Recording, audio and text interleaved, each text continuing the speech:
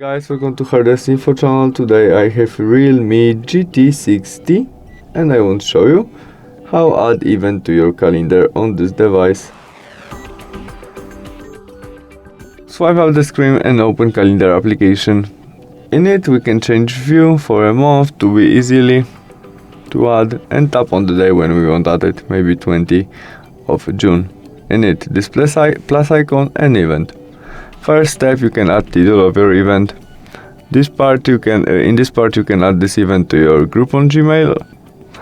There we can set when event starts and finish and which time, or by the switch you can set it will be all this day.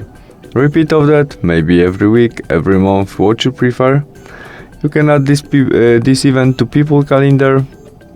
You can make video conference when event starts, location of that if we need it.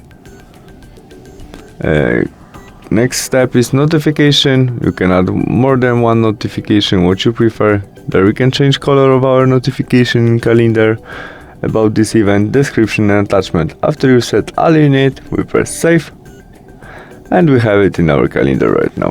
Thanks for watching, see you soon, bye!